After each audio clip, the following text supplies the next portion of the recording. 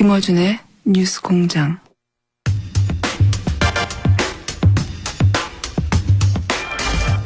자, 중마왕. 대망으로 불러드리려고 했는데 아직 중마왕 정도까지밖에 못 올라온 양지열 변호사님. 제가 없는 동안 뉴스 공장을 통해서 저를 끊임없이 디스했다는 소리가. 아, 방송을 전혀 안 들으셨군요. 저는 제 방송도 안 듣습니다. 그런 사실이 없습니다. 아니, 뭐, 휴가 가서 고기가 부족하셨어요? 왜 오자마자 저를 씹고 그러세요? 고기는 많이 먹었는데요. 네. 얼핏 여기 나오는 게스트들이 뭔가 하는 말이 양중마왕이 저를 어떻게든 디스해가지고 본인이 이 자리를 독차지하려고 했던 그런 음모가 있었다고. 저는 사심이 없는 사람입니다. 어딜 봐서 그렇게 생겼어요. 뭐라고 디스했어요? 아니요. 자백해 보세요. 그런 사실이 없어요. 이 코너를 확 없애버리려고 하다가 한 번 정도 더 해보려고 해요, 지금. 고기 사드릴까요? 자, 오늘 아이템은 재판 이야기. 예, 사실, 재판을 통해서 새로운 뉴스들 계속 쏟아져 나오는데, 그렇죠. 관심도가 조금 떨어지다 보니까, 새로운 정부의 인사 관련한 뉴스들이나 또는 뭐 여야 공방만 주로 다뤄지고 있고, 이 뉴스가 잘 안 다뤄지고 있어요. 근데 재밌는 뉴스 소식들 많이 나오고 있어요. 아니, 좀 충격적인 얘기가 나왔죠, 사실은. 그러니까 사심이라는 얘기를 제가 썼는데 그동안 박 전 대통령도 사익을 추구한 바 없고, 그렇죠. 최순실도 자기는 일만 도와줬지 내가 내 돈 벌려고 한 게 아니었다. 일관된 입장입니다. 예. 근데 이번에 너무나 명백하게 그 부분이 드러난 것 같아요. 이른바 종범실록에 의해서. 사초 종범실록. 예, 앞으로 영원히 기록돼야 됩니다. 진짜 제가 봤을 때는 진짜 박 전 대통령이 남긴 최대의 공적인 것 같아요. 청와대도 A4 용지 한 장밖에 안 남겼다는데 이제 7건이 더 나왔지 않습니까? 그동안에 56건이었다가. 사실 청와대 내에서 구체적으로 대통령과 수석들 간에 어떤 대화가 오고 왔는지를 여태까지 이런 수준으로 그렇죠. 완벽하게 기록하여 매일매일의 일들을 꼼꼼히 수첩으로 물리적으로 남긴 케이스가 없었죠. 없죠. 예. 예.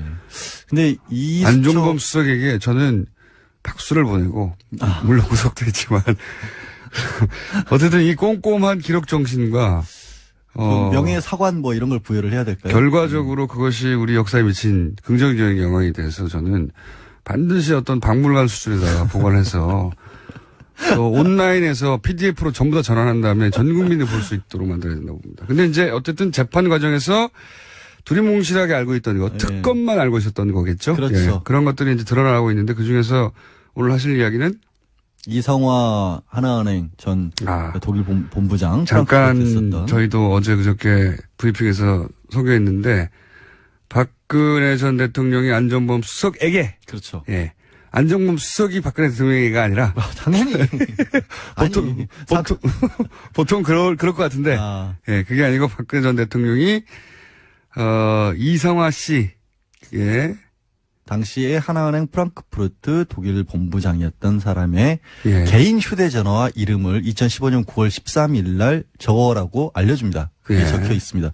근데 그걸 왜 적었느냐를 보는데 그거는 이제 안종범 전 수석을 불러서 수사를 해야 돼요. 그렇죠. 재수사를 해야 하는데 해외에 있는 은행의 지점장 이름과 개인 전화번호를 정확하게 알려줬다는 거 아니겠어요? 대통령이 휴대전화 번호를. 네, 알려줬다는 아니, 거죠. 근데 여러 번 얘기하죠. 왜 이런 것까지 자기가 챙겼는지 진짜 이해가 안 가요. 보통 이런 거는 알아서 하게 내버려둬야 되는데 네. 꼭 하여튼 박 전 대통령을 거치지 않으면 일이 안 되는 구조를 최순실이 고집을 했던 것 같은데 문제는 2015년 9월 13일 그 메모를 적고 9월 14일 날 바로 그 계좌로 거기서 만들어진 계좌로 삼성이 돈을 보내기 시작해요. 그때 만들어진 계좌가 바로 삼성이 코아 스포츠라고 코어스포츠, 예. 비덱스포츠로 시작을 했다가 나중에 코어스포츠로 이름을 바꾸는데 이게 좀 오래돼서 잠깐 기억을 환기시켜드리면 코어 스포츠는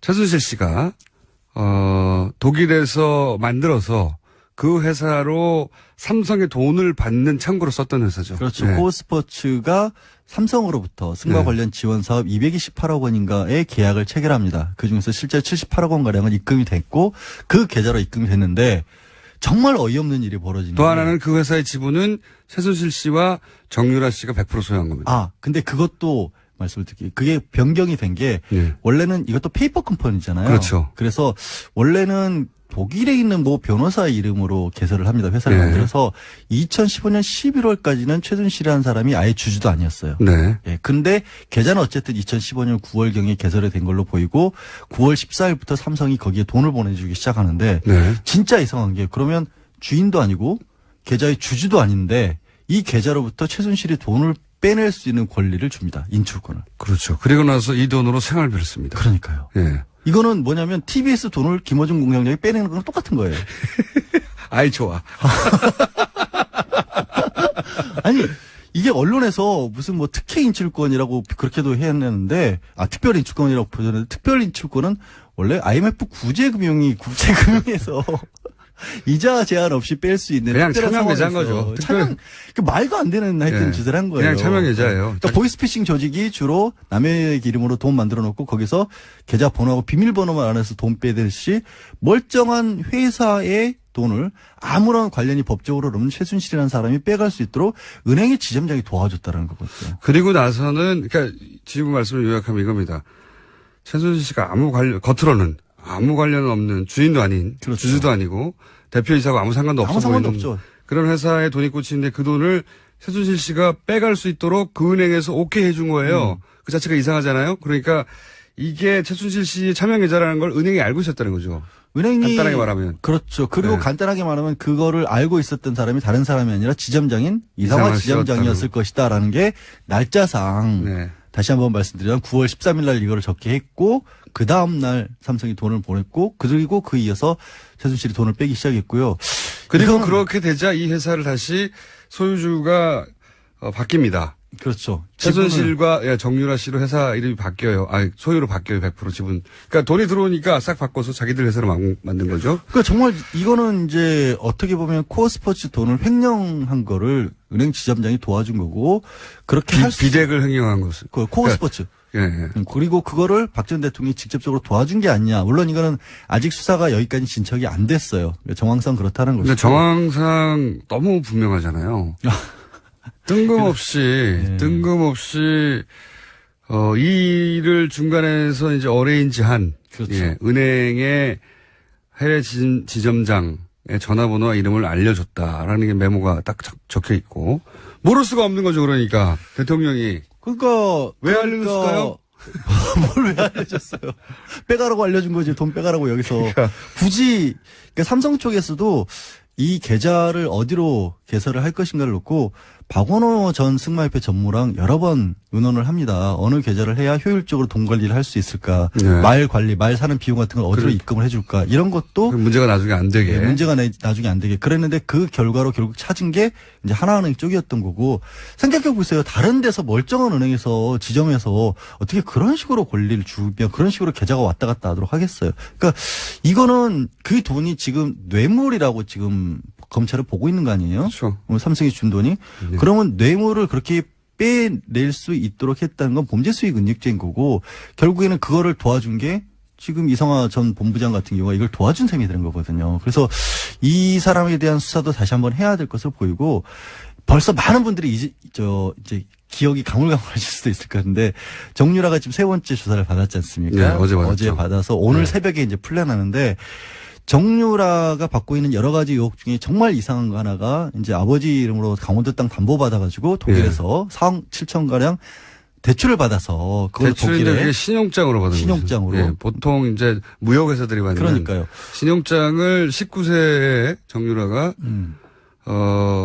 아무런 이유도 없이 신용장을 대학교 1학년인데 신용장을 아무런 이유도 없이 직업도 개설했어요. 없고 소득도 없는데 4억 원을 독일에 있는 지점에서 대출을 받는데 그거를 승인해 준 사람도 이 이상화 지점 당시 지점장이었고요. 그렇죠. 예.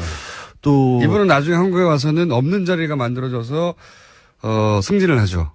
그 하나은행 내부 문서에 따르면 예. 그거는 분명히 정상적인 인사 지침이었고 특혜를 베푼 적이 없다라고 고객들에게 안내하라고 돼 있습니다. 안내하라고. 네, 하여튼 이게 정유라 씨가 참 정유라 씨 얘기 나와서 하는 말인데 정유라 씨가 구속영장이 기각됐잖아요. 그렇죠. 근데 이제 그것이 범죄 요건이 안 돼서가 아니라 이미 2대 관련해서는 사실은 다 대부분 밝혀졌기 때문에 구속을 굳이 할 필요가 없다 이런 거였거든요. 그러니까 그 부분에 대해서 지난번에 안 계실 때 네. 이정열 전 부장판사랑 인터뷰를 했거든요. 네. 정말 이해를 못하겠다. 거기서 기초적인 사실관계가 다 밝혀졌으면 그럼 기초가 알려졌으면 더 뭐가 있는지를 알기 위해서라도 구속을 해야 되는 게 네. 아니냐. 근데 당시에는 하여튼 여러 가지로 석연치 않은 이유로 당시에는 네. 학사비리니까 이화여대 학사비리 청담고 비리로 해서 업무방해 정도로는 이제 좀 약해서 아마 굳이 얘기를 하자면 기각된 것 같은데 지금 나온 얘기들은 새로운 얘기들이니까. 그렇죠. 이런 이야기가 이제 정유라 씨의 영장 재청구가 될지 안 될지 모르겠지만 된다면 뭐 기초가 될 내용들인 거죠. 이게. 그렇죠. 마침 공교롭게 시점이 이렇게 비슷하게 맞아떨어져서 어제 같은 경우도 11시간가량 조사를 하면서 주로 삼성에서 승마 지원받은 부분에 대한 확인을 있었다고 합니다. 그러니까 그게 결국에는 이제 덴마크 쪽하고 지금 협의도 하고 있거든요. 원래 이제 영장을 치려면 덴마크에서 데려올 때 이 넣었던 혐의만 가지고 영장을 청구를 해야 되기 때문에 좀 추가적으로 하려면 또 덴마크의 승인을 얻어야 된다는 과정이 필요해요. 아, 그렇군요. 예. 그러니까 좀 꼬여 어렵네. 있긴 합니다. 어렵네요. 어쨌든 지금 정유라 씨는 엄마가 다 했다죠. 한마디로 어머니가 하면. 다 했고 예. 모른다라는. 본인은 모른다는 게 일관된 답변이고 지금도 그렇게 주장하고 있겠죠. 근데 그 부분이 저 도저히 이제 받아들일 수 없는 게 많은 게 또 한 사람의 증인이 나왔었죠. 박재영 승마협회 감독이었고 예. 정유라 씨의 감독을 했고 본인도 승마 대표 선수 출신이고 이 사람이 삼성이 지원 사업이 있다라는 얘기를 듣고 또 승마협회와도 관련해서 직접 정유라 씨와 함께 승마 일을 하려고 그 덴마크로 갑니다. 독일로 갔는데 가서 보니까 뭐 정유라 말고는 다른 사람에 대한 지원이 전혀 준비가 안 돼 있었고 네. 심지어 자라고 내준 방에서 개 냄새가 너무 많이 나가지고 잠도 못 자서 개 냄새요. 네. 창가에 붙어서 잠을 잘 정도였다. 그거 뭐 개를 사랑했다는 거 아닙니까? 아니 그 개 자던 방을 내줬다는 거잖아요. 그러면 방이 없었나 보죠. 뭐 호텔인데 숙소가 호텔이었는데 하여튼 그런 일이 벌어졌다라는 것도 지금 증언이 나와서 결국에는 삼성도 해왔고 최순실도 해왔던 얘기가 끊임없이 삼성의 지원 사업의 일환이었고 정유라가 혜택을 받은 건 맞지만 6명의 지원자 중에 1명일 뿐이었다가 이제 방어론인데 그것도 거짓말이라는 게 그게 나오고 거짓말인 있는 거죠. 그리고 사실 정유라 씨도 그걸 알았을 수밖에 없는 거죠. 자기하고 같이 훈련하는 사람이 없으니까. 당연히 그렇죠. 예. 우리 제일 처음으로 독일에서 어떤 행동을 하고 있는지가 언론에 알려졌던 게 호텔 하나 통째로 사가지고 거기 개조한 다음에 숙소로 만들고 거기서 아들하고 뭐 이렇게 생일 파티 같은 거 하는 사진이 알려졌잖아요. 네. 거기 무슨 승마협회 선수들이 가가지고 승마단을 꾸미고 있을 만한 상황이 아니었잖아요. 전혀 아니었죠. 예. 예. 근데 이제 어디까지 정유라 씨의 책임을 묻고 어떤 이유로 구속 영장을 재청구할지는 모르겠는데 검찰 입장에는 정유라 씨를 이제 구속을 시키고 요 기간 동안 그리고 그를 통해서 최순실 씨가 전혀 인정하지 않고 있는 혐의들 중에 일부를 자백받거나 뭐 그럴 수 있지 않을까라고 생각하는 것 같은데. 가장 큰 게 이제 심리적 압박이라는 부분을 기대를 많이 했던 것 같은데 그거는 검찰도 요즘 좀 고민일 것 같아요. 왜냐하면 상당 시간 이미 구속기간이 도가 실렀고 초기에 수사가 시작될 때만 해도 그렇게 딸을 데려와서 구속되는 모습까지 보게 될 경우에는 좀 무너지지 않을까. 근데 지금 최순실의 태도를 보면 이제 준 법조인, 예. 구속 피고 법정이 익숙해졌어요. 전문 피고인 뭐 네. 이런 모습이 돼가지고 제가 봐도 지금 시점에서는 구속시킨다고 최순실이 흔들릴 것 같지는 않아요. 그건 또 모르는 일입니다. 근데 논리를 만들어내고 있는 게 너무나 황당하고 이게 뭐가 있냐면 구속돼 있는 사람들이 오래 갇혀 있고 물론 이제 최순실 같은 경우는 워낙 날마다 거의 재판을 받기 때문에 생각할 시간이 좀 부족하긴 하지만 그래도 그렇게 있다 보면 머릿속에 자기 논리를 만들어내거든요. 그렇겠죠. 그러니까 기억조차도 왜곡을 시켜요. 그러니까 자기가 잘못한 것을 인정을 안 하려다 보니까 자기 편한 기억들을 하는데 이게 삼성 얘기를 하고 있었죠. 이런 얘기까지도 법정에서 한 겁니다. 정유라가 정말 잘하고 있는 선수였는데 괜히 삼성이 끼어들어서 애를 망쳐놨다. 이게 무슨 얘기인지를 모르겠는데 삼성이 끼어들어가지고 아무 말이나 막 하는 거군요. 자기한테 유리한. 아니 그러니까 이런 것 같아. 뭐 애 버릇 나빠지게 만들었다. 괜히 비싼 말 사줘가지고 이런 얘기 같아요. 네. 그렇지 않고는 지금 납득할 수 없는 얘기들이 정신세계가 저는 굉장히 부럽습니다. 세상을 모두 다 자기 중심으로 완벽히 해석할 수 있잖아요. 그리고 그 상태에서 편안하게 살아가고 마음 편안하게. 요즘은 몸이 아프대요. 근데 그래서 이제 네, 너무 아프실 고민을 예정인 많이 거죠. 해요. 아니 이미 시작을 했어요. 이미 시작을 했어요.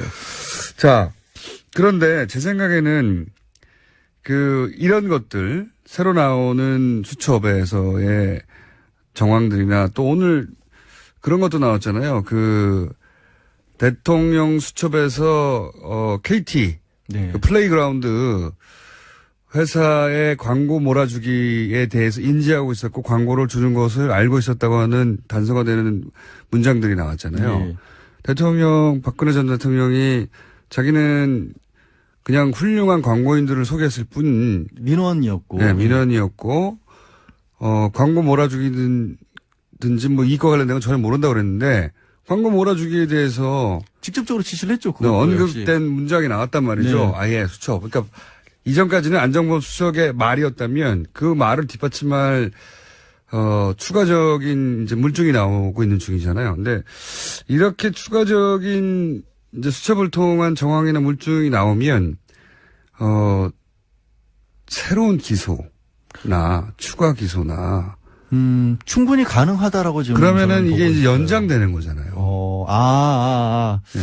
구속영장 만료 시점을 두고 박 전 대통령이 굉장히 다투고 있으니까. 네, 지금 어떻게든 그 만료 기간까지 네. 버틴 다음에 출퇴근 재판을 받겠다는 게 그쪽 전략인 것 같은데 그 전략대로 안 될 수도 있다는 얘기를 제가 좀. 그럴 가능성을 조심스럽게. 왜냐하면 지금 너무 여러 가지가 얘기가 나와서 아까 이제 최순실 씨만 아프다고 한 게 아니라 박 전 대통령도 몸이 슬슬 아프기 시작하고 있고요. 네, 아프실 예정이죠. 예, 그리고 다들. 증인을 400명이 넘게 꼭 불러야 되겠다라는 거예요. 말도 안 되는 거고. 공소장에 이름이 들어가 있는 사람은 다 불러서 얘기를 들어가 있다는 거고. 법정에서 증인을 불러서 한번 신문을 해본 사람은 압니다. 이게 얼마나 말이 안 되는 건지. 정말 고통스럽죠. 네, 에너지가 엄청나게 소모되는 아니 거고요. 아플 거예요. 아플 예정이 아니라 아플 수밖에 없어요. 그렇게 하면 실제로. 그러니까 변호사도 저도 증인신문 최장했던 게 6시간이 안 됐던 것 같거든요. 한 네. 4시간 넘어가니까 미쳐버리겠더라고요. 내가 여기서 뭐 하고 있는 거지 하는 생각이 들 정도인데 워낙 그동안 집중해서 심리를 하니까. 근데 그거를 날마다 그리고 그 말씀 드려요. 400명? 400명 정말 말도 안 되는 거고 엊그제는 재판관들이 아플 거라고 봅니다, 저는. 그거 하면 저는 이제 떠올려 보면 증인 한 사람을 놓고 이렇게 검찰과 변호인 간에 공방을 하고 그 중간에 재판관에 끼어들고 중간에 이제 불분명한 부분을 다시 확인하고 엄청난 에너지를 쓰잖아요. 그때 네. 신경이 곤두서서. 그러니까 그걸 매일 한다? 야. 진짜 그래서 지금 드려야 말씀이 지난주에 안 계실 때 박 전 대통령 변호인단 측에서 또 어떤 얘기를 했냐면 이게 전직 대통령에 관한 재판인데 일본에서 있었던 공장장 닮은 사람 있죠? 오음진리교 교주. 닮다니요. 무슨 말도 안 되는 소리를 하는 겁니까? 아니 왜 좀 스타일이 비슷하잖아요. 어쨌든 스타일이. 말도 안 되는. 야, 이건 그 재판이 10년을 갔다라는 거거든요. 허위사실 유포로 지금 고소당하고 싶어요. 제가 명예훼손과 허위사실에 관련된 전문가입니다. 스타일이. 찾아보세요. 지난주도 말씀드렸고. 말도 안 되는 소리를. 네. 근데 그때 재판이 10년을 갔고 그때 증인이 한 400명이 넘었어요. 그러니까 우리도 그 정도 가야 된다는 식의 주장을 하는데. 말도 안 되는 소리입니다. 진짜. 근데 이거를 물리적으로 이 재판이 일주일에 4번씩 하고 있는데 전문 피고인으로서 보통 재판 네. 얼마나 한 번씩 받죠? 한 달에 한두 번 받기도 빠듯합니다. 원래. 빠듯하죠. 예. 그럼 한 달에 한 번으로 계산을 제가 해보니까 예. 실제 일주일에 4번씩 해서 10월까지 받으면 7년 가까이 받는 거랑 똑같은 거예요. 그러니까 이미 재판 일정이니까 그러니까 이걸 짧다고 생각하시면 절대 안 된다는 거죠. 사실 400명은 1년 내에 못할 거라고 봐요. 못하죠. 절대로. 물리적으로 못합니다. 못하죠. 체력도 안 되고요. 재판관 쓰러지고요. 재판관 아플 예정입니다. 그날 정말로. 아니 재판관들이. 국가배상 청구해야 돼요. 재판관이. 그러니까 하지 말자는 거거든요. 근데 지금 제대로. 말씀하신 거 말고도 지금 추가 기소가 될 수 있을 만한 여지가 또 하나 나온 게 뭐냐면 삼성이 정경련을 통해서 예. 직접적으로 관변단체라고 부르죠. 예. 이른바 당시에는 박 전 대통령의 정책 중에 하나의 국정교과서 같은 것을 지지해 달라라는 그런 시위를 예. 하는 단체들에게 정경련이 직접 지원을 해줘라라고 삼성이 요구를 했다는 그런 또 증언도 나왔거든요. 이건 뭐냐면 삼성과 박 전 대통령 사이에 그만큼 밀월 관계였다는 얘기 더하기 또 삼성이 이 단체에게 돈을 준 거랑 마찬가지거든요. 이것도 제3자 뇌물죄예요. 그러니까 삼성이 이쪽에 돈을 주고 대신에 삼성은 여전히 지금 받고 있는 이재용 부회장이 받고 있는 경영권 승계와 관련해서 도움을 받았다면 대가를 받았으니까. 똑같은 구조예요. 최순실을 직접 지원을 해주고 대가는 삼성이 받은 거랑 마찬가지 구조가 여기서도 성립될 수 있어서 말씀하신 것처럼 조심스럽지만 그런 식으로 나온다면 검찰도 추가적으로 기소할 부분을 찾아낼 노력을 하지 않을 수 없게 만들어보고 있어요. 지난번에 특검이 그 특검 연장에 대해서 1월 말 2월 굉장히 문제가 논란이 됐잖아요. 예. 특검 연장 결국 안 됐는데 황교안 당시 대행이 안 해줬고 그러면서 사실은 특검의 수사가 급마무리가 돼버렸어요. 하다가 말았거든요. 어쩔 수 없다. 뭐 시간 자체가 없었어요. 네. 네. 그러니까 사실은 이 국정농단과 관련된 수사 기소가 충분히 이루어지지 않은 게 많아요. 자, 대표적인 게 이재만 안봉근, 문고리 서민관 예. 두 사람에 대해서는 거의 수사도 안 돼 있는 상황인 그렇죠. 거죠. 그리고 당시에 이제 항상 의심을 품었던 코리아 그랜드 레저 같은 예. 데 그런 데 같은 경우는 카지노와 관련돼 있다는 그런 의혹도 제기가 된 바가 있고 왜 장애인 펜싱 팀이나 이런 데에 그렇게까지 최순실이 관심을 가졌을까? 예. 물론 가까운 측근이었던 고영태 씨 같은 경우는 펜싱 선수 출신이라는 건 있지만 그걸 통해서 얻는 수익이라는 게 딱히 나온 게 없거든요. 그런데 그렇게까지 관심을 가졌다? 그러니까 그러면은 당연히 다른 이권이 있다. 뭐가 있다고 생각을 볼 수 있는 거거든요. 처음부터 주장한 겁니다. 그게. 그러니까 승마협회 같은 경우는 딸 정유라가 걸려 있으니까 그렇다 치더라도 펜싱팀에 무슨 상관관계가 있을까? 그래서 전기빵을 뒤져봐야 된다. 제가 당시 전문 용어 얘기했었는데 제 말 이 재판 관련해서 새로운 사실도 나오고 있고 추가 기소가 될 수도 있고 박근혜 전 대통령 변호 전략이 느리기도 만약에 이게 정말 또 느려져 버리 이렇게 6개월 더 늘어나면 이 전략을 포기할 거야 아마. 그러면 이제 그때 가서는 똑같은 결과, 그러니까 탄핵 때라 했을 때 검찰 수사를 받았을 때 출석 안 하고 지연했던 것이 소용이 없었구나 하는 뼈아픈 깨달음을 예. 또 얻을 수도 있는 거고, 혹시 불구속이 되면 진짜 해피한 거죠. 이제 나오게 되면 재판 출석 얼마든지 미룰 수 있거든요. 그때는 진짜 재판의 결론이 언제 날지 모르는 거예요. 5년 내내 미룰 수도 있어요. 네, 그러니까. 제가 보기에는. 네. 자, 그런 기로에 서 있다. 지금 현재 윤석열 서울지검장이 어떤 역할을 할지 기대가 됩니다. 자, 그리고 지금 오음진리교 교주 얘기해가지고 문자가 막 오고 있는데 이게 머리털이 길고 수염이 났다고 해가지고 비슷하다는 건 팔다리가 있다고 해서 원숭이를 사람이라고 하는 거가 비슷한 거예요. 대단히 모욕적이고 저는 곧 법정 투쟁에 나갈 생각입니다. 전 스타일이 비슷하다 그랬어요. 변호사라고 해서 지금 벗어날 수 있을 거라고 생각하세요? 법정에서 만나야 되나? 저도 법조인이에요. 명예훼손. 허위사실 유포에 대해서는. 그리고 얼굴을 잘 보세요. 얼마나 귀여운데 제가.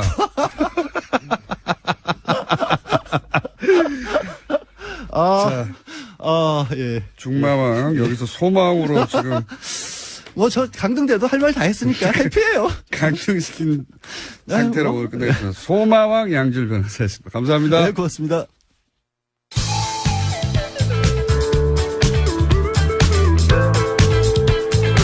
우주 최강 시사 프로그램 김어준의 뉴스 공장.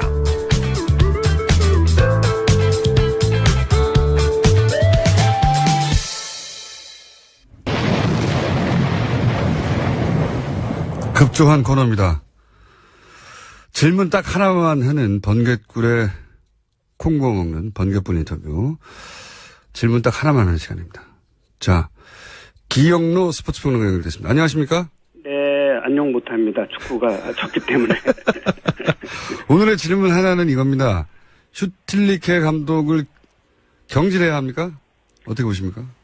러시아에 간다고 보고 그렇기 때문에 더더욱 바꿔야 됩니다. 지금 가서도 문제가 되거든요. 그러니까 러시아 월드컵 본선에 간다고 볼 때 슈틸리케호 갖고는 어렵습니다. 그렇기 때문에 예선에 떨어지는 것은 말할 것도 없고 본선에 가는 거를 감안하더라도 이쯤에서 바꿔야 된다고 봅니다. 8월 31일 날 이제 이란과 홈 경기가 있고 9월 5일 날 우즈베키스탄과 이제 단두대 매치가 될 가능성이 높은데 한 달 반가량 시간이 있기 때문에 지금쯤 바꿔서 분위기를 확 바꿔야 됩니다. 지금 우리가 오늘 경기 한 것도 호르헤 포사타 감독, 이 사람이 우루과이 출신이거든요. 예. 이 카타르 감독과 우리나라 슈틸리케 감독 두 사람도 모두 카타르에서 감독상을 했기 때문에 잘 알고 있는 감독들인데 이 슈틸리케 감독이 포스타 감독한테 작전에서 밀렸다고 봐야 되거든요. 왜냐하면 포스타 감독이 그 3백을 들고 나올 거를 전혀 예상하지 못했고, 그리고 소리아 선수가 빠졌는데도 불구하고 아주 활발한 공격을 펼친 것은 3백을 바탕으로 한 좌우 윙백에 선수들이 활발하게 한국의 수비 진영을 헤집고 다녔기 때문이거든요. 이런 것들을 슈틸리케 감독이 예상하지 못했고 그대로 포스타 감독이 예상했던 대로, 그러니까 이제 이렇게 보면 됩니다. 우리가 이라크와 0대0으로 비겼을 때 공개를 했거든요. 그걸 갖다 포스타 감독이 직접 보고서 전술을 바꿨고, 또 카타르도 북한과 2대1로 비겼거든요. 평가전 때. 이건 비공개로 했어요. 우리나라라든지 슈틸리케 감독이 대비를 할까봐. 이 준비 자세로부터, 그리고 경기장도 우리는 거기 가서 자신빈 하마드 스타디움이 에어컨 경기장인지 모르고 갔던 거거든요. 그래서 더위에 적응 훈련을 했던 건데, 이 에어컨 경기장 하면 25, 6도밖에 안 돼요. 그래서 선수들이 더위 적응 훈련을 할 필요가 없었는데도 불구하고 또 했었고, 또 그러나 지금 현재 카타르 교통편이 좋지 않잖아요. 주변 국가들이 봉쇄하고 있어서 항공편이나 봉쇄하고 있기 때문에, 그래서 이제 이 이라크와 평가전을 치르고 나서 이동하느라 또 여러 가지 3, 4일 정도 허송세월한 것도 대한축구협회가 이것도 전략을 잘못 짠 거다 이렇게 보고 있는데, 결과적으로 말씀드려서 슈틸리케 감독이 모든 것을 감안하고 이렇게 작전을 하고 선수 선발을 하고 3명을 교체하고 수시로 또 임경변식으로 전술 변화를 시켜야 되는데, 여기서 이제 포스타 감독한테 밀렸던 겁니다. 우리 축구가 저희가 잠시만요. 네. 번개불 인터뷰를 가지고 질문 하나를 하고 짧게 드리려고 했는데 질문 한 5개 정도 한 답변을 계속 하셔가지고 길이를 1분 내에 끝내주십시오. 예. 교체해야 한다. 경질을 해야 한다. 예. 여보세요? 감독 역할이 중요하다는 것은 2014 브라질 월드컵 때도 입증이 됐었어요. 그때 알제리한테 우리가 이길 줄 알았는데 2대4로 패하지 않았습니까? 네네. 그때 지금 일본 감독인 하릴 호치치 감독이 맡고 있었거든요. 그렇죠. 예, 그때 공격 선수를 5, 6명 투입해서 홍명보 감독의 혼쭐을 내지 않았습니까? 네. 이게 이제 감독 역할이거든요. 예. 그러니까 지금 슈틸리케 감독이 8번 경기를 우리 치르지 않았습니까? 예선 때 한 번도 만족한 경기 내용이 없었어요. 물론 4승 1무 3패로 4번을 이기긴 했습니다만, 이기는 경기도 그렇고 뭐 원정 경기는 한 번도 못 이겼는데 8번 경기 가운데 우리 축구 팬들이 이건 잘했다. 정말 한국이 아시아 최강답다. 그런 경기 내용이 없었거든요. 그러니까 지금 현재 그대로 밀고 나갔다가는 예선 통과도 물론 어렵겠습니다만 통과한다고 하더라도 본선에 가서 망신을 당할 가능성이 높기 때문에 경질해야 한다. 빨리 바꿔야 된다고 저는 보고 있습니다. 알겠습니다. 오늘 여기까지 하겠습니다. 감사합니다. 네, 안녕히 계십시오. 네. 문재인 대통령이 김상조 위원장을 임명했고요. 그러면서 이렇게 얘기했습니다. 국민 눈높이에서 통과된 것이다. 자, 한 달. 좀 지났네요. 이제 한 달 열흘 정도 됐는데, 과연 국민들 여론은 어떤지 한번 살펴보겠습니다. 박시영 윈지코리아 컨설팅 부대표 나오셨습니다. 안녕하십니까? 네, 반갑습니다. 박시영입니다. 이게 여론조사가 이 인사 관련해서 몇 번 있었잖아요. 네. 그렇죠? 한 3군데에서 결과가 발표됐습니다. 근데 제가 이제 특이하다고 경향성이라고 할까요? 보면은 처음에는 이제 강경화 후보가 가장 논란이었기 때문에 강경화 후보에 대한, 물론 뭐 여론조사 기관들마다 기법이 달라서 똑같이 비교할 수는 없지만, 처음에는 강경화 후보에 대해서 언론에서도 그렇고 야당에서도 그렇고 집중적으로 문제가 있다라고 공세를 취하고, 그게 이제 나쁜 여론, 그러니까 임명하지 않는 게 좋겠다. 근데 이제 청문회 거치면서 본인의 해명, 그리고 나서 이제 그 사람들이 직접 찾아보기도 하고, 그러면서 여론이 점점 좋아지는 방향으로 바뀌고 있는. 네. 맞죠? 제가 파악한 게. 네, 맞습니다. 지금 한국 리서치가 한국일보하고 7일날 8일날 조사한 게 있었고요. 예. 그 다음에 이제 9일날, 10일날 KSY가 조사한 게 있었고, 리얼미터가 9일날 조사한 게 있었습니다. 예. 근데 이제 직접적으로 비교하기 좀 뭐한 게, 한국 리서치, 한국일보는 조사 방식이 좀 달랐습니다. 그러니까 질문 방식이 다른 거죠. 나머지 2군데에서는 임명에 동의해 해야 하느냐 말아야 하느냐 네. 이렇게 물었고 한국리서치 같은 경우는 자질이나 도덕성을 갖췄느냐 못 갖췄느냐 네. 좀 보기가 좀 달라서 직접 비교하기는 좀 그렇습니다. 그렇죠. 네. 그래서 한국리서치의 경우에는 이제 찬반이 좀 엇비슷하게 많이 나왔었죠. 네. 그리고 무응답이 한 30% 가까이 나왔었고요. 네. KSY나 리얼미터의 결과를 보면 긍정적 여론이 훨씬 높습니다. 네. 경향성은 시간이 지나면서 좀 더 큰 문제가 있을 줄 알았는데 문제가 없는 것은 아니나 뭐 이 정도면 그 후보로 임명해도 큰 문제, 그러니까 임명을 해도 그렇게까지 결정적이지는 않은 거 아니냐 이렇게 여론이 바뀌어가는 과정이었던 것 같아요. 네. 특히 이제 김상조 후보의 경우는 뭐 여론이 그닥 나쁘지가 않았습니다. 계속 우호적이었다 더 좋아졌죠. 청문회를 거치면서 네. 많은 의혹들 신상 털기식 의혹 제기가 많았지 않습니까? 청문회에서 그것들이 많은 부분 해소가 됐고 또 능력과 자질에 대해서 잘 검증이 됐다라는 검증이 된 것을 보여줬죠. 준비된 후보라는 걸 보여줬기 때문에 워낙 대응을 잘했어요. 예, 지금. 워낙 대응을 잘했죠. 그래서 김상조 후보의 경우는 상당히 찬성률이 높고요.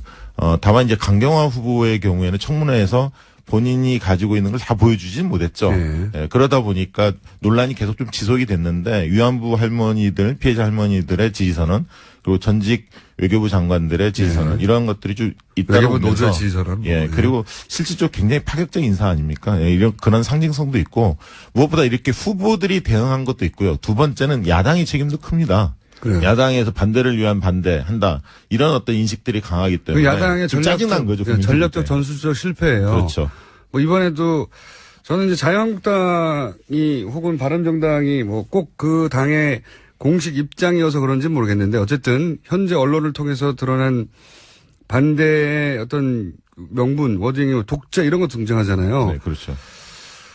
이게 공감대를 얻어낼 수가 없거든요. 네. 그리고 지금 잘 아시겠지만 인수위 없는 상황에서 한 달을 막 지났는데 허니문 기간이고 대통령 지도 역대 최고치를 기록하고 있습니다. 이런 세 가지 요소가 있는 거죠. 대통령에 대한 전폭적 지지 흐름, 야당에 대한 태도에 대한 못마땅함, 네. 그리고 후보자가 청문회에서 보여준 어떤 모습들, 그리고 그 뒤에 지지선언이 잇따른 어떤 이런 것들이 맞물리면서 지금 긍정적인 여론이 상당히 높아지고 있습니다. 여론이 개선돼 있는 거죠. 그리고 또 한 가지는 이제 굉장히 과거와는 유권자 그 패턴이 그 행동 패턴이 달라진 것이 어떤 특정 정치 상황에 대해서 아무래도 이제 최근에 촛불을 겪고 그리고 네. 본인들의 힘으로 직접 대통령을 탄핵하고 그리고 새로운 대통령을 탄생시키기까지 이 과정 전체를 본인들이 직접 매일매일 지켜봤잖아요. 네.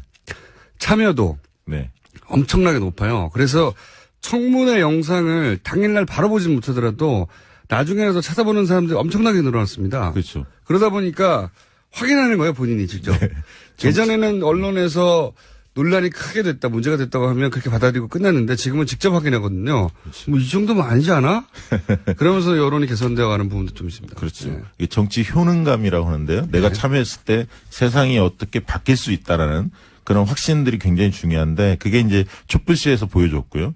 또 대통령 선거에서 그분들이 정권 교체를 바랬기 때문에 그것들을 확인하면서 지금 이제 정치에 대한 관심 같은 경우 굉장히 높아졌어요. 그렇죠. 내가 움직이면 실제 바뀔 수 있다는 네.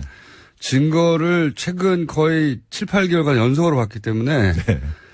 사람들이 예를 들어 시정연설의 동영상을 찾아본다는 건 과거에 상상할 수 없었어요. 그거 왜 봅니까? 뭐하러 봐요? 예. 했겠거니 했지.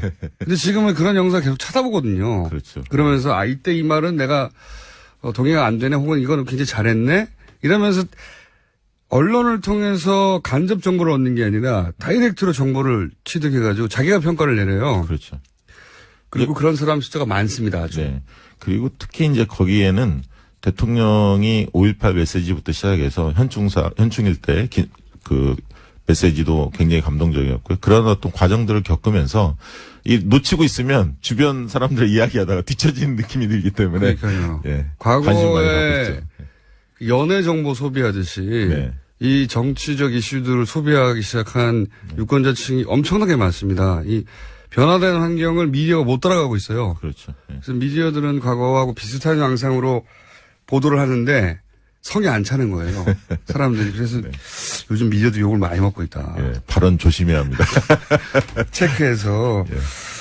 자, 전반적으로 그러면 한 달 취임부터 지금까지 한 달 한 열흘 가까이 지난 동안에 문재인 정부에 대한 지지율의 어떤 변화랄까요? 이건 어떻습니까?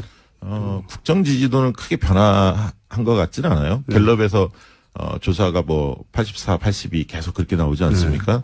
그다음에 이제 리얼미터나 이런 데에서는 79까지도 나왔고 또 KSY는 89%까지도 89는 정상적이지 않아요, 이거.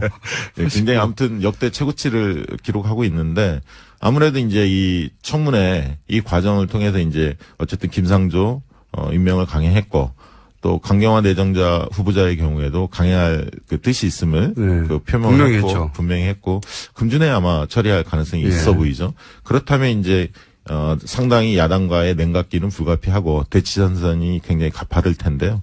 일부 조정은 조금 있을 수는 있습니다. 그러다 보면 다만 이제 민주당 지지도 워낙 높기 때문에 50%를 넘어가고 있기 때문에 쉽게 그 국정 지지도 또한 일부 조정은 있겠지만 급격하게 빠지지는 않을 것 같고요. 특히 6월 말에 있는 그 한미 정상회담 그런 경우에는 정상회담의 경우에는 잘 치르면 지지도 오르게 돼 있습니다. 거의 모든 정상회담은 플러스 요인이죠. 예, 플러스 박근혜 전 대통령도 항상 그랬어요. 네, 특히 또 대통령 물론이고 강경화 장관이 지명이 됐을 경우에 어떤 활동을 하느냐에 따라서 굉장히 또 우호적 정서가 형성될 수 있기 때문에 그건 그런 측면들을 여러 가지 고려했을 때 6월 말까지 지지도가 크게 출렁일 가능성은 없다. 소폭 하락 내지 뭐 정체 이렇게 될 것 같습니다. 유지된다고 봐야겠죠. 정체보다는. 예. 6월 말에 근데 또 정상회담 했으니 뭐 약간 소폭 하겠다 하더라도 다시 많이 할 것 같고. 네.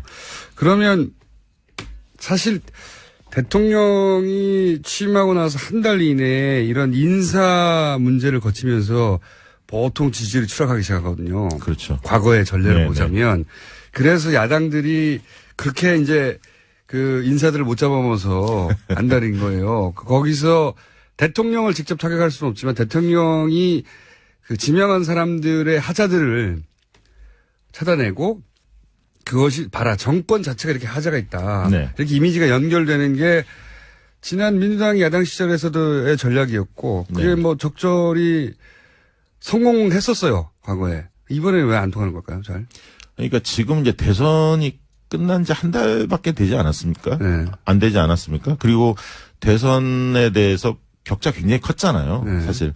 그런데 야당의 모습을 보면 어떤 당 내부의 그 분란의 소지를 차단하고 이완된 지지층을 결속시키기 위해서 대통령이나 정부 여당을 때리는 거거든요, 사실은. 그 임진왜란인데 일본에서 내부의 문제가 있을 때. 예. 이제 그러다 보니까 국민들이 볼 땐 지금 좀 반성하고 쇄신 작업을 해야 할 때인데 야당을 볼 때는 그런 모습이 좀 안 보인다는 거죠.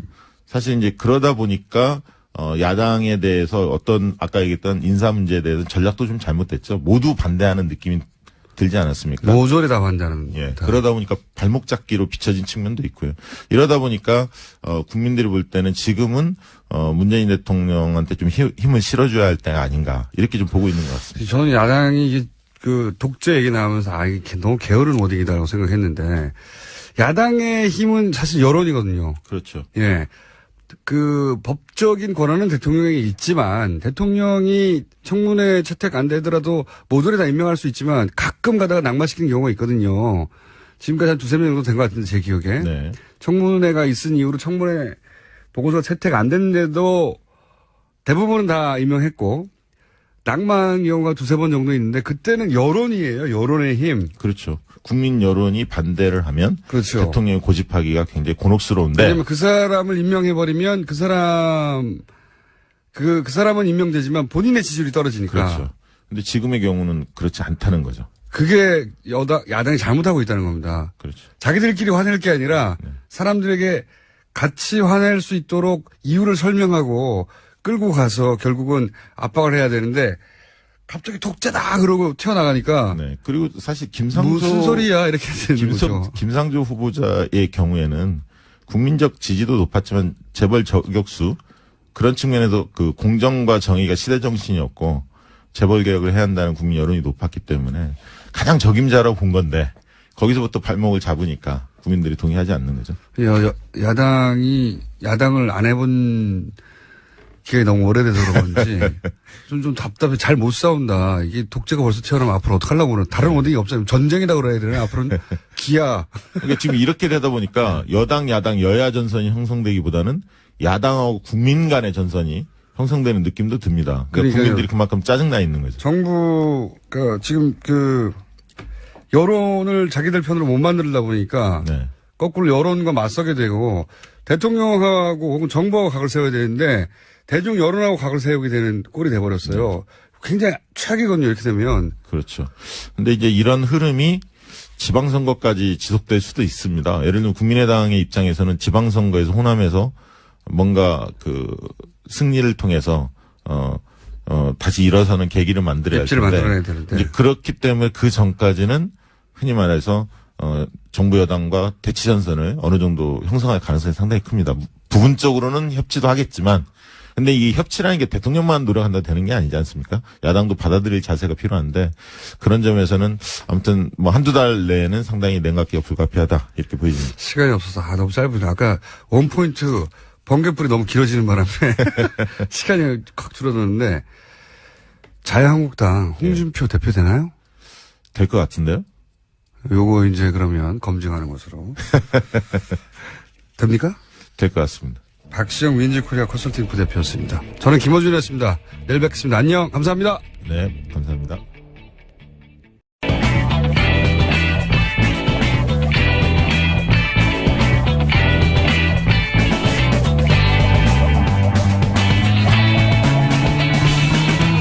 김어준의 뉴스 공장.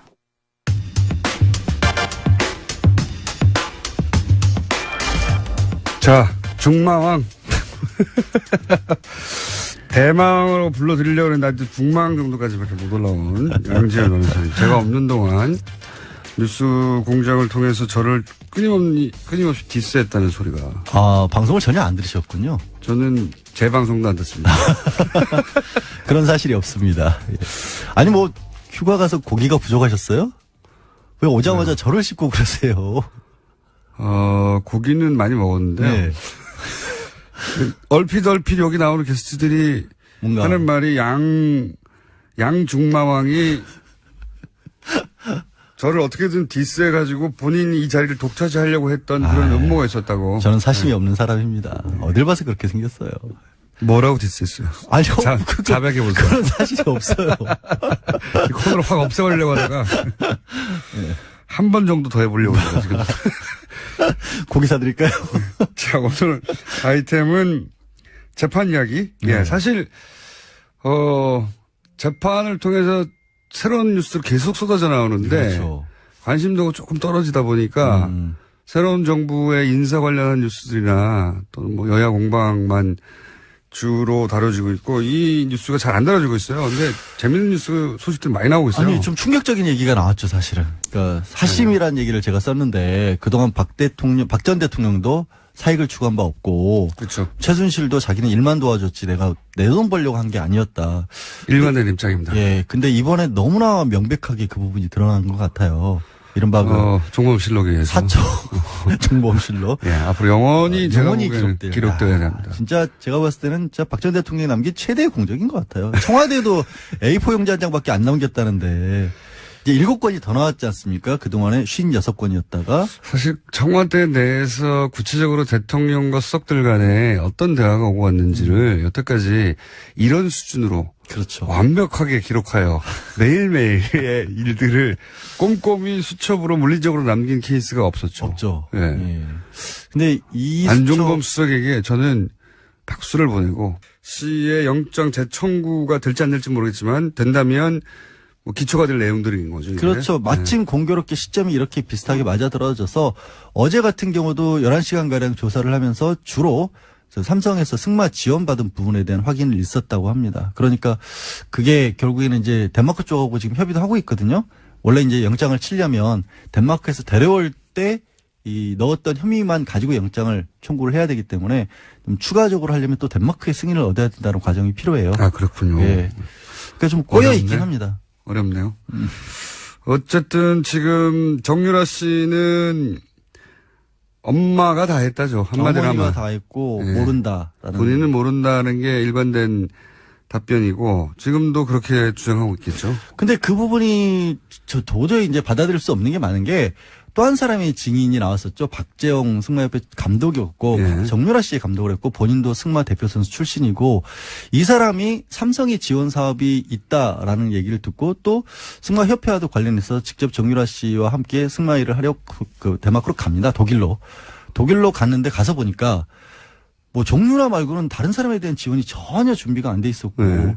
심지어 자라고 내준 방에서 개 냄새가 너무 많이 나가지고 잠 너무 못 자서 개 냄새요? 네. 창가에 붙어서 잠을 잘 정도였다. 그거 뭐 개를 사랑했다는 거 아닙니까? 아니 그 개 자던 방을 내줬다는 거잖아요. 그러면 방이 없었나 보죠. 벌써 호텔인데 숙소가 호텔이었는데 하여튼 그런 일이 벌어졌다라는 것도 지금 증언이 나와서 결국에는 삼성도 해왔고 최순실도 해왔던 얘기가 끊임없이 삼성의 지원 사업의 일환이었고 정유라가 혜택을 받은 건 맞지만 6명의 지원자 중에 1명일 뿐이었다가 이제 방어론인데 그것도 거짓말이라는 게 그게 나오고 거짓말인 거죠. 그리고 사실 정유라 씨도 그걸 알았을 수밖에 없는 거죠. 자기하고 같이 훈련한 사람이 없으니까. 당연히 그렇죠. 예. 우리 제일 처음으로 독일에서 어떤 행동을 하고 있는지가 언론에 알려졌던 게 호텔 하나 통째로 사가지고 거기 개조한 다음에 숙소로 만들고 거기서 아들하고 뭐 이렇게 생일 파티 같은 거 하는 사진이 알려졌잖아요. 네. 거기 무슨 승마협회 선수들이 가가지고 승마단을 꾸미고 있을 만한 상황이 아니었잖아요. 전혀 아니었죠. 예. 예. 근데 이제 어디까지 정유라 씨의 책임을 묻고 어떤 이유로 구속 영장을 재청구할지는 모르겠는데 검찰 입장에는 정유라 씨를 이제 구속을 시키고 요 기간 동안 그리고 그를 통해서 최순실 씨가 전혀 인정하지 않고 있는 혐의들 중에 일부를 물론 구속도 했지만 어쨌든 이 꼼꼼한 기록 정신과 명예사관 뭐 이런 걸 부여를 해야 될까요? 결과적으로 그것이 우리 역사에 미친 긍정적인 영향에 대해서 저는 반드시 어떤 박물관 수준에다가 보관해서 또 온라인에서 PDF로 전부 다 전환한 다음에 전 국민이 볼 수 있도록 만들어야 된다고 봅니다. 근데 이제 어쨌든 재판 과정에서 두리뭉실하게 알고 있던 거, 특검만 알고 있었던 거겠죠? 그렇죠. 예, 그런 것들이 이제 드러나고 있는데 그 중에서 오늘 하실 이야기는 이성화 하나은행 전 독일 본부장 잠깐 있었던. 저희도 어제 그저께 브리핑에서 소개했는데 박근혜 전 대통령이 안전보험 수석에게 그렇죠. 예. 안정범 수석이 박근혜 대통령이가 아니라 당연히 보통 그럴 것 같은데 예, 그게 아니고 박근혜 전 대통령이 이성화 씨 예. 당시에 하나은행 프랑크푸르트 독일 본부장이었던 사람의 예. 개인 휴대전화와 이름을 2015년 9월 13일 날 적어라고 알려줍니다. 그게 예. 적혀 있습니다. 근데 그걸 왜 적었느냐를 보는데 그거는 이제 안종범 전 수석을 불러서 수사를 해야 돼요. 그렇죠. 수사를 해야 하는데 해외에 있는 은행의 지점장 이름과 개인 전화번호를 정확하게 알려줬다는 거 아니겠어요? 대통령이 휴대전화 번호를 네, 알려줬다는 아니 거죠. 근데 여러 번 얘기하죠. 왜 이런 것까지 자기가 챙겼는지 진짜 이해가 안 가요. 보통 이런 거는 알아서 하게 내버려둬야 되는데 네. 꼭 하여튼 박 전 대통령을 거치지 않으면 일이 안 되는 구조를 최순실이 고집을 했던 것 같은데 문제는 2015년 9월 13일 그 메모를 적고 9월 14일 날 바로 그 계좌로 거기서 네. 만들어진 계좌로 삼성이 돈을 보내기 시작해요. 그때 만들어진 계좌가 바로 삼성이 코아 스포츠라고 코어스포츠, 예. 비덱스포츠로 시작을 했다가 나중에 코어스포츠로 이름을 바꾸는데 이게 좀 오래돼서 잠깐 기억을 환기시켜드리면 코어 스포츠는 최순실 씨가 독일에서 만들어서 그 회사로 삼성의 돈을 받는 창구로 썼던 회사죠. 그렇죠. 네. 코어스포츠가 삼성으로부터 승마 네. 관련 지원 사업 228억 원인가의 계약을 체결합니다. 그중에서 실제 78억 원가량은 입금이 됐고 그 계좌로 입금이 됐는데 정말 어이없는 일이 벌어지는 또 게 하나는 그 회사의 지분은 최순실 씨와 정유라 씨가 100% 소유한 겁니다. 근데 그것도 말씀을 드릴게요. 그게 변경이 된 게 예. 원래는 이것도 페이퍼 컴퍼니잖아요. 그렇죠. 그래서 원래는 독일에 있는 뭐 변호사 이름으로 개설을 합니다. 회사를 네. 만들어서 2015년 11월까지는 최순실이라는 사람이 아예 주주도 아니었어요. 네. 예, 근데 계좌는 어쨌든 2015년 9월경에 개설이 된 걸로 보이고 9월 14일부터 삼성이 거기에 돈을 보내주기 시작하는데 네. 진짜 이상한 게 그러면 주인도 아니고 계좌의 주주도 아닌데 이 계좌로부터 최순실이 돈을 빼낼 수 있는 권리를 줍니다. 인출권을. 그렇죠. 그리고 나서 이 돈으로 생활비를 씁니다. 그러니까요. 예. 이거는 뭐냐면 TBS 돈을 김어준 공장장이 빼내는 거랑 똑같은 거예요. 아이 좋아. 아니 이게 언론에서 무슨 뭐 특혜 인출권이라고 그렇게도 했는데, 특별 인출권이라고 표현했는데, 특별 인출권은 원래 IMF 구제금융이 국제금융에서 이자 제한 없이 뺄 수 있는 그냥 특별한 차명 계좌인 상황에서 거죠. 차명, 말도 안 되는 하여튼 예. 짓을 한 거예요. 그냥 차명 계좌예요. 그러니까 보이스피싱 조직이 주로 남의 이름으로 돈 만들어 놓고 거기서 계좌 번호하고 비밀번호만 알아서 돈 빼듯이 멀쩡한 회사의 돈을 아무런 관련이 법적으로 없는 최순실이라는 사람이 빼갈 수 있도록 은행의 지점장이 도와줬다는 거거든요. 그리고 나서는 그러니까 지금 말씀을 요약하면 이겁니다. 최순실 씨가 겉으로는 아무 관련 없는 주인도 아닌 그렇죠. 주주도 아니고 대표이사고 아무 상관도 없어 아무 상관도 보이는 없죠. 그런 회사에 돈이 꽂히는데 그 돈을 최순실 씨가 빼갈 수 있도록 그 은행에서 오케이 해준 거예요. 그 자체가 이상하잖아요. 그러니까 이게 최순실 씨의 차명 계좌라는 걸 은행이 알고 있었다는 거죠. 은행이 간단하게 말하면. 그렇죠. 그리고 네. 간단하게 말하면 그거를 알고 있었던 사람이 다른 사람이 아니라 지점장인 이상화 이상화 지점장이었을 씨였다고. 것이다라는 게 날짜상 네. 다시 한번 말씀드리면 9월 13일 날 이거를 적게 했고 그 다음 날 삼성이 돈을 보냈고 그리고 그 이어서 최순실이 돈을 빼기 시작했고요. 그리고 이거는- 그렇게 되자 이 회사를 다시 소유주가 바뀝니다. 그렇죠. 최순실과 정유라 씨로 회사 이름이 바뀌어요. 소유로 바뀌어요. 100% 지분. 그러니까 돈이 들어오니까 싹 바꿔서 자기들 회사로 만든 거죠. 그러니까 정말 이거는 이제 어떻게 보면 코어 스포츠 돈을 횡령한 거를 은행 지점장이 도와준 거고 그렇게 할 수 비덱을 횡령한 것을. 코어 그러니까 스포츠. 예, 예. 그리고 그거를 박 전 대통령이 직접적으로 도와준 게 아니냐. 물론 이거는 아직 수사가 여기까지 진척이 안 됐어요. 정황상 그렇다는 근데 것이고. 정황상 너무 분명하잖아요. 뜬금없이 이 일을 중간에서 이제 어레인지한 그렇죠. 예, 은행의 해외 지점장의 전화번호와 이름을 알려줬다라는 게 메모가 딱 적혀 있고 모를 수가 없는 거죠. 그러니까 대통령이 그러니까 왜 알려줬을까요? 뭘 왜 알려줬어요? 빼가라고 알려준 거지. 돈 빼가라고 여기서 굳이 그러니까 삼성 쪽에서도 이 계좌를 어디로 개설을 할 것인가를 놓고 박원호 전 승마협회 전무랑 여러 번 의논을 합니다. 어느 계좌를 해야 효율적으로 돈 관리를 할 수 있을까? 네. 말 관리, 말 사는 비용 같은 걸 어디로 입금을 해줄까? 이런 것도 문제가 나중에 안 되게. 문제가 나중에 안 되게. 그랬는데 그 결과로 결국 찾은 게 이제 하나은행 쪽이었던 거고 생각해 보세요. 다른 데서 멀쩡한 은행에서 지점에서 어떻게 그런 식으로 권리를 주면 그런 식으로 계좌가 왔다 갔다 하도록 하겠어요. 그러니까 이거는 그 돈이 지금 뇌물이라고 지금 검찰을 보고 있는 거 아니에요? 그렇죠. 삼성이 준 돈이.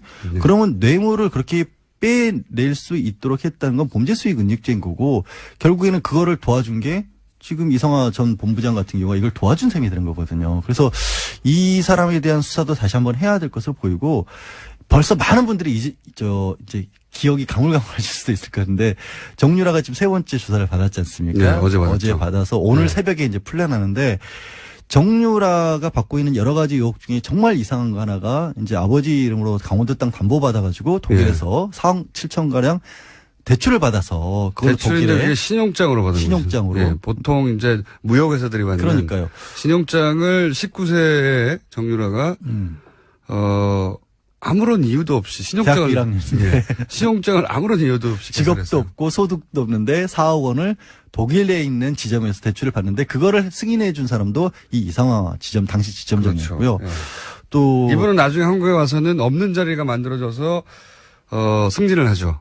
그 하나은행 내부 문서에 따르면 예. 그거는 분명히 정상적인 인사 지침이었고 특혜를 베푼 적이 없다라고 고객들에게 안내하라고 돼 있습니다. 안내하라고. 네, 하여튼 이게 정유라 씨가 참 정유라 씨 얘기 나와서 하는 말인데 정유라 씨가 구속영장이 기각됐잖아요. 그렇죠. 근데 이제 그것이 범죄 요건이 안 돼서가 아니라 이미 2대 관련해서는 사실은 다 대부분 밝혀졌기 때문에 구속을 굳이 할 필요가 없다 이런 거였거든요. 그러니까 그 부분에 대해서 지난번에 안 계실 때 네. 이정열 전 부장판사랑 인터뷰를 했거든요. 네. 정말 이해를 못하겠다.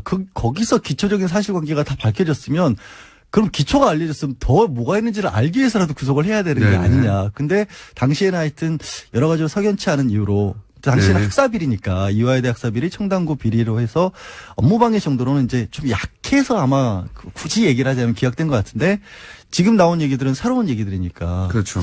이런 이야기가 이제 정유라